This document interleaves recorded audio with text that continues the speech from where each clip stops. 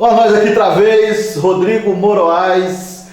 E galera, eu gostaria de falar um assunto hoje que eu deixei en passant no vídeo anterior e algumas pessoas vieram me perguntar por que eu tinha dito aquilo. E eu quero aproveitar a oportunidade para ampliar um pouco essa discussão. Eu havia dito que muito provavelmente o próximo prefeito de São Paulo seja uma mulher. Eu falo isso orientado, a partir de avaliação de algumas pesquisas que a gente tem visto. E eu não vou adentrar muito na análise das pesquisas, mas alguns elementos ali mostram isso. Quando você pega uma pesquisa qualitativa, você busca saber quais são as prioridades, quais são as pautas, o que o eleitor espera do próximo prefeito. E você vai juntando esses elementos e tentando construir uma personalidade, No caso dessas pesquisas agora, está mostrando muito a importância, a preocupação do eleitor com alguém que tenha cuidado pelo povo. A questão da assistência social está muito forte por algumas razões. Os últimos dois prefeitos entendem, com a perspectiva liberal um pouco distorcida, de que não se deve cuidar do povo. E, por exemplo, o Bruno Covas pauperizou muito a assistência social, Depois a gente trata um pouco sobre o caso específico das creches, mas assistência social vai estar muito em voga.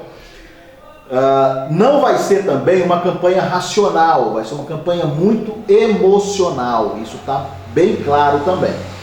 E uma outra coisa é que a transferência de votos não vai ser um fator muito predominante. Então, a transferência de voto do Bolsonaro, do Dória, do Bruno Covas, não vai preponderar.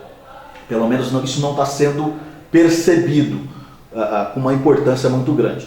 Então, eu vou aproveitar isso, eu quero falar sobre 4 mulheres que estão aí no pleito. Fazer uma avaliação como eu acho que essas mulheres vão se colocar, ou devem se colocar. Eu escolhi 2 de direita e 2 de esquerda para a gente começar a falar sobre isso.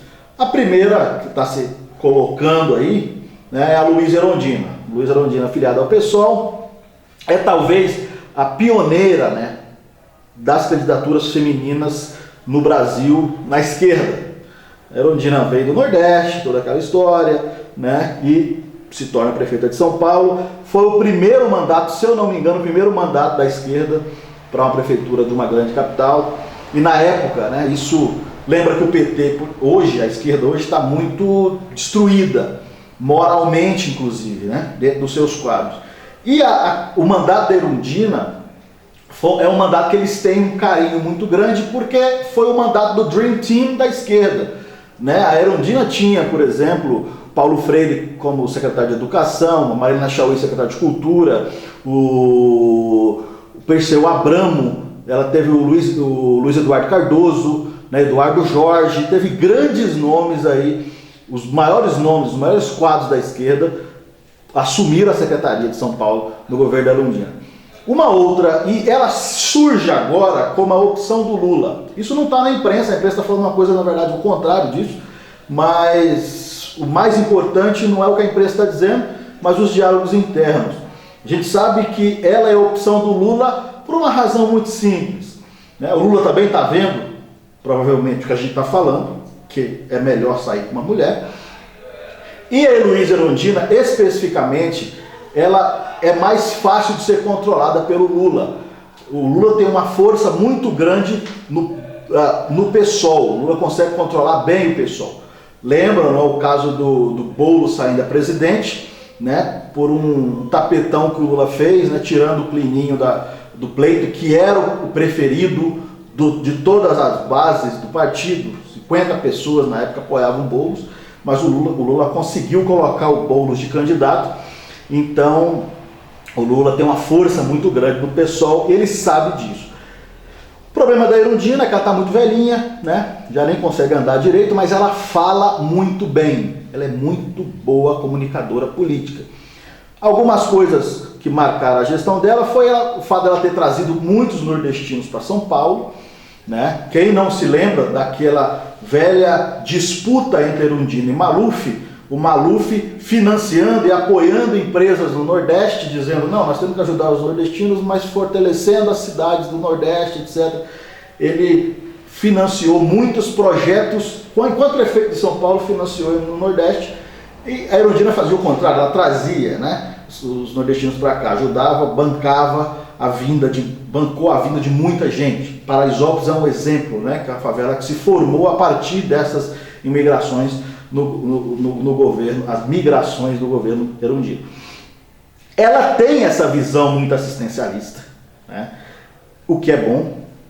Tem também um bom discurso de ética. Claro que tem escândalo, alguns escândalos podem ser levantados por quem vai concorrer contra a Erundina. O escândalo mais notável é aquele caso do Panambi, o desmoronamento lá do Real Parque, que envolveu Camargo Correia, a demissão do Greenhal na época, né? Uma coisa que morreu muita gente, a Erundina até hoje fica muito irritada quando alguém fala disso, né? É um fato que pode ser usado inclusive num debate para destabilizar ela. E hoje ela está muito envolvida com aquele movimento raiz, né? Aquela ideia do ecossocialismo, Latecoporã, Ubuntu, esse socialismo que você adquire depois que você toma o chá do Daime. A Erundina está muito nessa vibe, aquela coisa da Guajajara também, né? O pessoal tem uma ala muito forte disso aí. Bem, a outra candidata da esquerda é a Marta Suplicy, está se colocando de forma muito forte também no cenário. Ela é a pioneira, né, das políticas identitárias no Brasil, ela que trouxe muito dessas coisas para o Brasil, e aí a gente tem que agradecer porque foi ela que destruiu aquele homem forte, esquerdista, que ia derrubar o sistema e formou essa massa de emasculados que não consegue destruir nada, né, que chora, que faz o mimimi. A Marta é mãe desses caras. Um problema da Marta é que ela não dura 5 minutos numa conversa, ela não tem muito assunto, mesmo tendo sido perfeita, ela não é muito boa comunicadora, mas ela compensa isso com as piadinhas, com um jeito meio descolado, né? As piadinhas do tipo relaxa e goza, quem não lembra disso?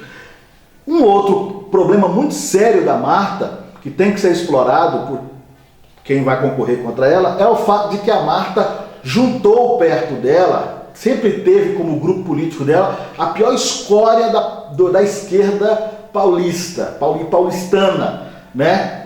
Zé Américo, Donato, Zé Carlos Rodrigues, a Rui Falcão, é o grupo político da Marta, e mais alguns.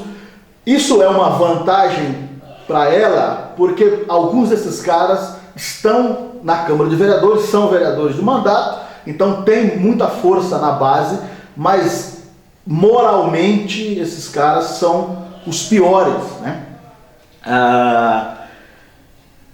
Algumas coisas que contam favorável a ela é o fato de que quando ela saiu da prefeitura ela estava com 50% de aprovação popular, hoje ela tem 52% de rejeição, mas ela empata tecnicamente com o Mário Covas, como se você conta da década de 90 para cá, no início dos anos 90 para cá, se você pega todos os prefeitos, a Marta está em segundo lugar como a melhor prefeita, né? Mais bem avaliada, ao lado,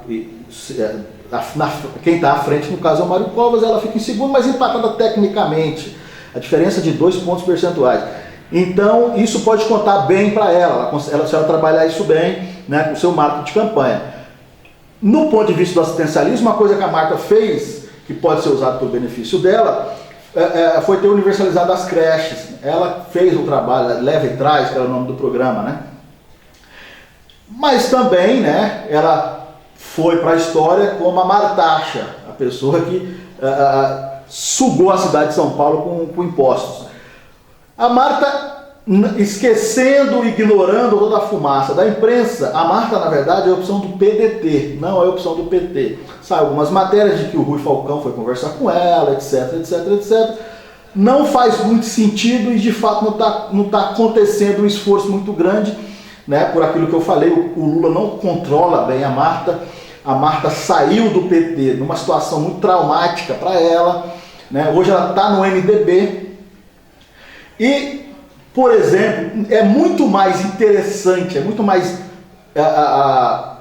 lucrativo politicamente para o PDT ter a Marta, por algumas razões. O Ciro vem em 22 a presidente, e se você olhar os votos do Ciro na cidade de São Paulo, ele teve 1 milhão de votos, quase 100% no centro estendido da cidade, né? Ele não tem penetração, e o PDT não tem penetração nas favelas, na zona leste, na zona sul, na periferia da cidade.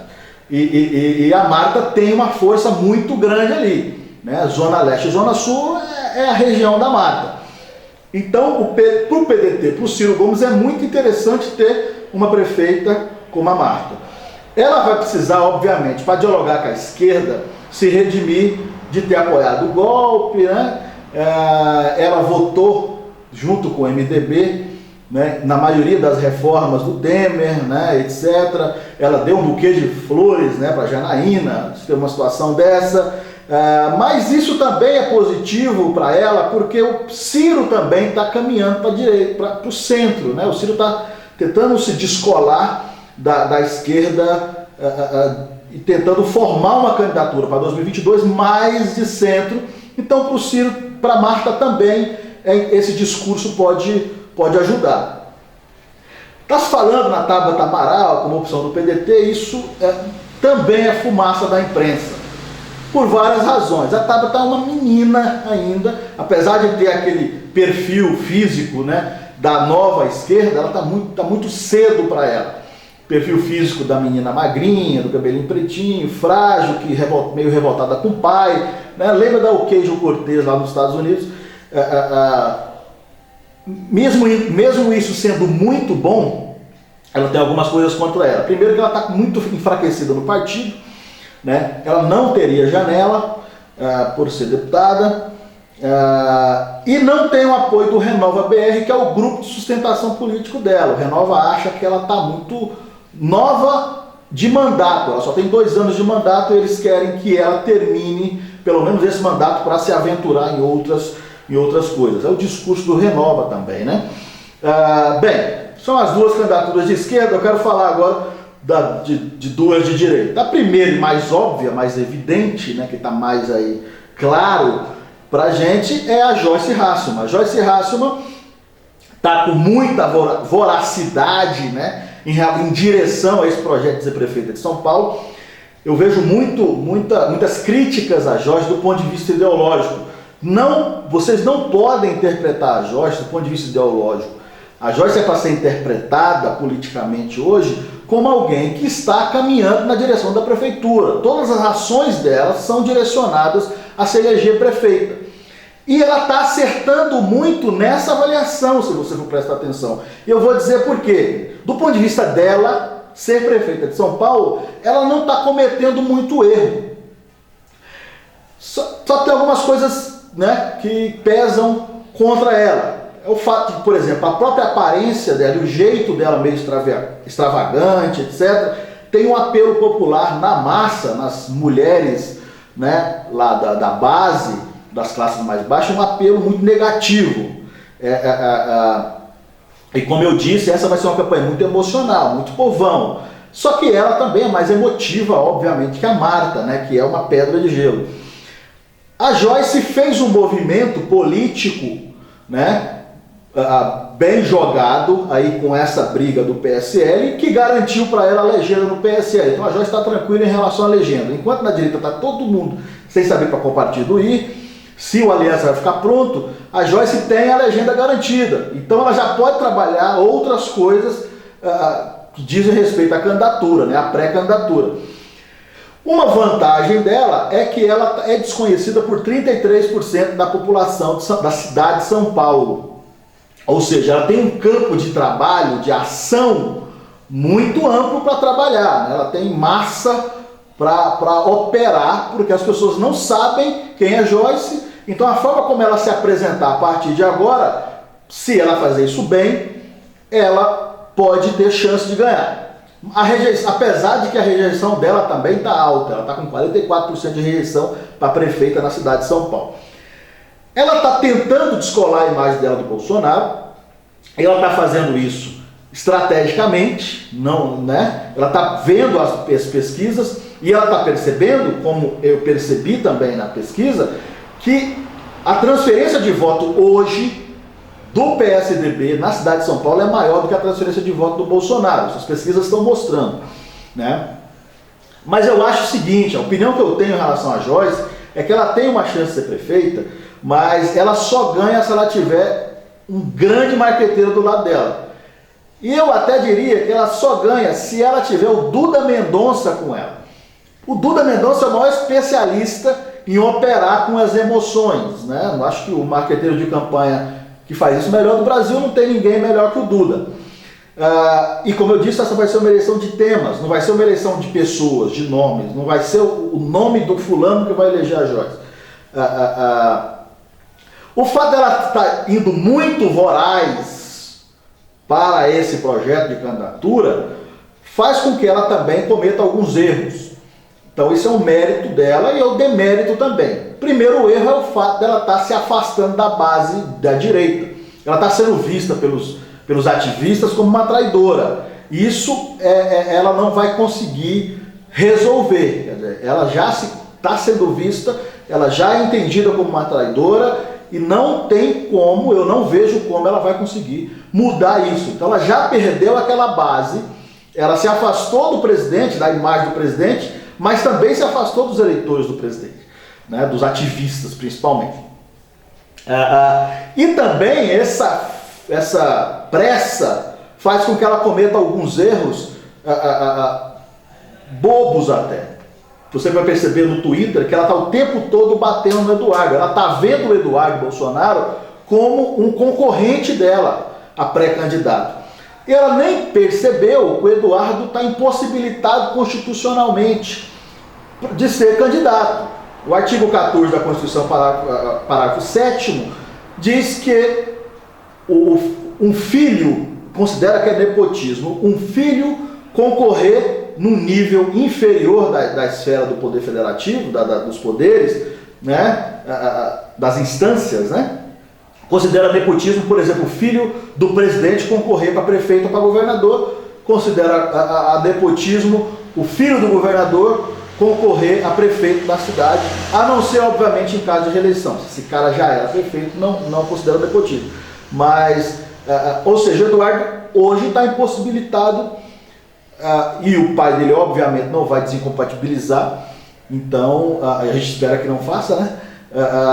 Ele não desincompatibilize, né? Então, o Eduardo está impossibilitado de concorrer. Mas a Joyce está batendo nele, chamando ele de menino mimado, aquela coisa toda. Ela está vendo um inimigo que não é inimigo, poderia ser um aliado.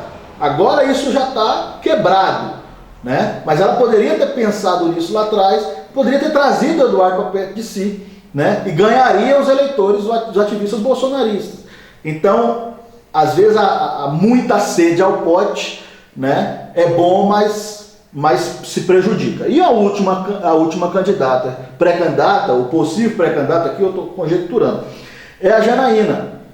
A deputada Janaína Pascoal é a heroína do impeachment, né? Ela representa, junto com o Bolsonaro, o Sérgio Moro, ela representa toda a encarnação, ela encarna aí o antipetismo, né? O que tem muito apelo na cidade de São Paulo. Teve 2 milhões de votos para deputada, né? Ela tem no seu perfil físico então, um apelo muito forte à mulher comum, né? Ela está muito à frente da Joyce nesse ponto, né? Ela tem um problema, hoje ela não tem partido, né? Não vai abrir janela para ela, a não ser que haja fusão partidária, né? Ou a aliança saia, né? Uma coisa positiva do lado dela é que ela fala como professora, né? Até aquele tom mais agudo de quem fala como quem pede atenção para uma turma de mais de 30 alunos. Quem é professor entende ou se acostuma com aquilo, e isso também tem um efeito naquela coisa do cuidado, né? O professor também inspira a ideia do cuidado, né? Da responsabilidade. Então isso pode somar positivo, o jeito que ela fala pode ser atrativo. O maior desafio da Janaína é que ela pode a qualquer momento morrer de sincericídio, né? Ela não tem uma habilidade política muito desenvolvida. E ela, quer dizer, ela é fruto também, né, de todo um movimento político popular que criou uma aversão muito grande à política, uma aversão muito grande aos políticos. Então, a Janaína reputa na mentalidade dela, a mentalidade muito parecida com a direita de forma geral. Nós fomos formados intelectualmente por pessoas que beiravam o anarquismo, né? Liberais, etc., conservadores. Nós fomos formados nas ruas brigando contra os poderes instituídos, contra o poder executivo, no caso da Dilma, contra o Congresso, contra o STF. Então nós temos ainda um ranço meio anarquista, meio libertário muito grande. A Janaína é um efeito disso, eu vejo. Ela, por exemplo, concorreu a presidente da Lesp e durante esse pleito ela dizia claramente que ia investigar deputado lá dentro, sendo que ela estava pedindo voto para eles. Então ela não soube, claro que ela poderia investigar depois de eleita, mas você não fala isso quando você está pedindo voto da pessoa. Né? O agente da Polícia Federal não liga para o investigado e fala, eu estou te investigando. Né? Então, por exemplo, ela perdeu a oportunidade de ser vice-presidente também porque quis falar mais do que o ambiente político permitia. Então essa avaliação, essa habilidade é um problema que a Janaína vai ter que enfrentar. E é um problema da direita, quer dizer, nós temos esse erro, nós estamos cometendo esse erro. A gente tem que entender o seguinte, o fim da política, o objetivo da política, o fim último da política é o bem-estar do povo. Você não se elege para ter um palanque para defender as belas ideias do conservadorismo. Se você não consegue descer para a base, se você não consegue trazer o seu mandato para ajudar o povo de verdade, para descer do seu ambiente ideológico, de ideias que você defende, para baixo, você não está cumprindo o fim da política.